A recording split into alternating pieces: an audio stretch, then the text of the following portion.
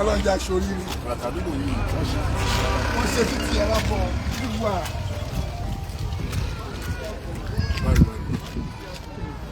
Wọ́n ṣe títí wà lẹ́kọ̀ọ́ sàlámù dáná mú bíìsì torí Ọlọ́run mú bíìsì torí Ọlọ́run. Àwọn sàlámù. Mo láwọn àlejò. Àmàlẹ́kọ̀ọ́. Mo láwọn àlejò ẹ̀kọ́ tó wá sí mi.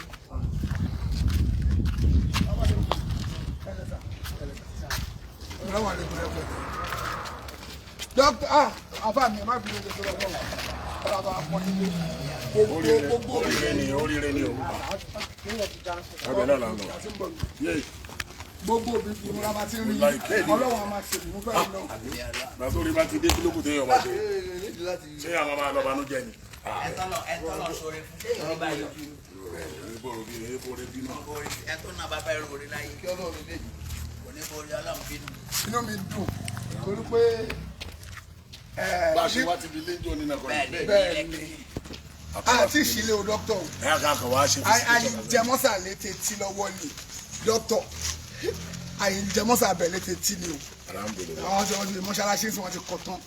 Wọ́n ti porí ẹ̀. Àwọn ní POP ti ń ṣe iṣẹ́ tiwọn. Àwọn ní POP ń ṣiṣẹ́ wọn lọ́wọ́. Wọ́n lè ti rẹ́ ara ẹ̀ wọ́n ti rẹ́ tán. Ó ti dókè ó ti parí ẹ̀ báyìí. Gbogbo ẹ̀yin yọ wa ẹ̀yin Sabil Najat concept àdúgbò àwọn mùsùlùmí àwa sí abá Save Your Soul members àbáwọn dúpẹ́ fọ́lọ́run àti àfáwọn Saheed Shittu tí wọ́n jẹ́ olùdásílẹ̀ èyí lóore ńlá mi ìtọ́lọ́run tún ṣẹ̀ṣẹ̀ tún ṣe fún wọn kí lóore náà kó náà ní Save Your Soul TV and radio station in Lagos, Nigeria. Alhamdulillah. Orí ńlá ni àwọn máa lóore ìyẹn ló gbé wa débí láàárọ̀ yìí bẹ́ẹ̀ni tọ́lọ́run dẹ̀ ń ṣe ológun wa débí láàárọ̀ yìí yà ok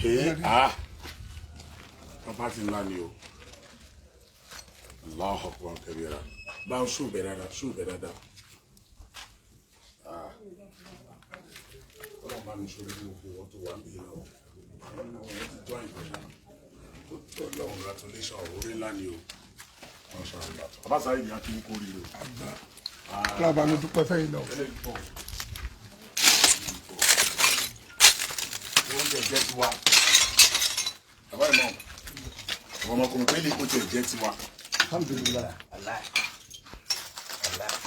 tábàrà irú ìwà yìí tábà fi kọ́ chọ́ọ̀chì kò sí ta fẹ́ bá bọ́ọ̀lù gbówó ẹ̀wà rà kí ẹ̀ wá kọ́ bí kó wá lóun fẹ́ fi ṣe TV station and radio station. Fún ìsìlámù ni o. Fún ìsìlámù ó jẹ́ ti mùsùlùmí. Ó ṣe fún ìsìlámù ni o.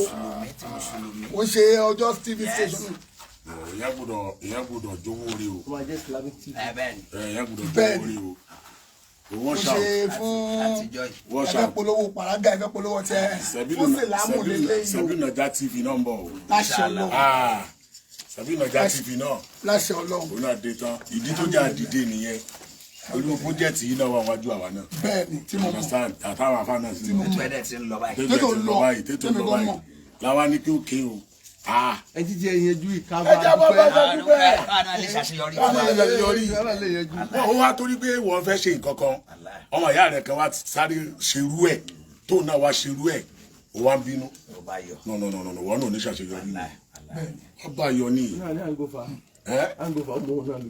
bẹ́ẹ̀ ni ìwà bá yọ tó bá dẹ̀ ti bá yọ bíbí báwa la wá bóun yọ yìí nìsín àfa náà bọ̀ àná báwa náà yọ láìpẹ́ jẹ́ kí inú rẹ̀ dùn sórí èèyàn má para rẹ lórí kádàrá má para ẹ̀ bẹ̀sẹ̀ ní tọ́nà ò lè ṣe fún àsìkò kálukú ọlọ́tọ̀ọ̀tọ̀ wait for your time kí ni mo wí wait for your time tiẹ̀ náà ń bọ̀ ṣùgbọ́n lọ́hùn ni problem ta ní àkídà àwọn èèyàn àti ìgbàgbọ́ àwọn èèyàn ni wípé ẹbí ọ̀rọ̀ tí Sheikh Imran Eleha ta kú lọ́dọ̀ wọn ṣe tí wọ́n sọ kí ni ọ̀rọ̀ náà ni wípé àwọn èèyàn ò gbà pé tọ́lọ́ ń bá ṣoore fún èèyàn ó tẹ́ǹdì ni wọ́n máa wí akídà wa Yorùbá nù o wọn àgbà pọ́lọ́ lè dá wọn àgbà pọ́lọ́ lè dá sóore wáyé tẹ́ ń rọ́lọ́run pín àfikà ni ẹ ṣoògùn wáyé tẹ́ ń rọ́lọ́run pín ó tẹ́ǹdì ni o ló fi ní kíní kan o ó ṣe fàyàwọ́ ni o kí ló dé tẹ́ rọ́lọ́run bá pín káwọn náà fẹ́ gbẹ wọ sọ́ọ̀rẹ́ ò sí lọ́dọ̀ Ọlọ́run ni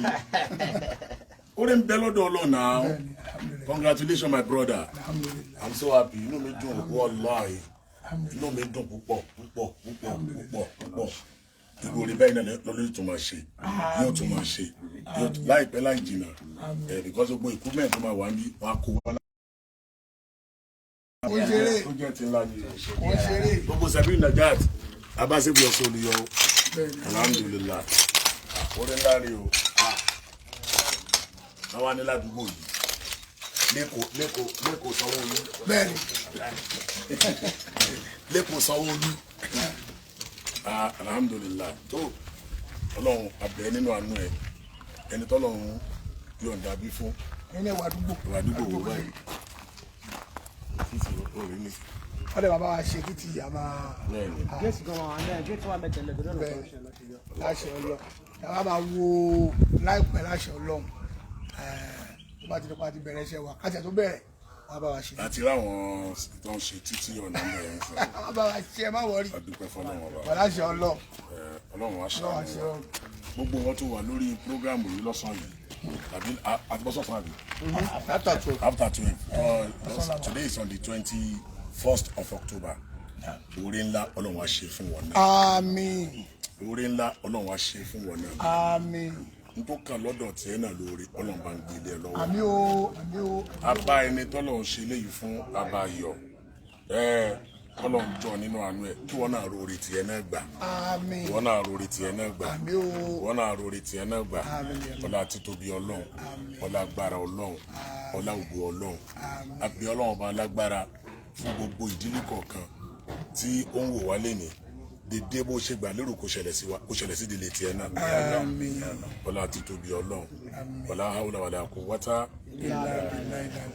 Congratulations my brother. inú ètò dùn ẹtú kí mi ẹtú no lẹ́ẹ̀kan sí. orí ńlá ni lẹ́kọ̀ọ́ láàrin Èkó orin tí ò ń ṣe díẹ̀. láàrin Èkó project ńlá ni láàrin Èkó Ọlọ́run á gbàdúrà wa o alhamdulillah ẹ ṣe ẹ wo fún dìde síbí tí wọ́n máa ṣe prógámù nírọ̀lẹ́ àgbọ̀ fún dìde síbí àtàwọn iṣẹ́ tó fẹ́ máa lọ́nbí gbogbo ẹ̀ lágbọ̀.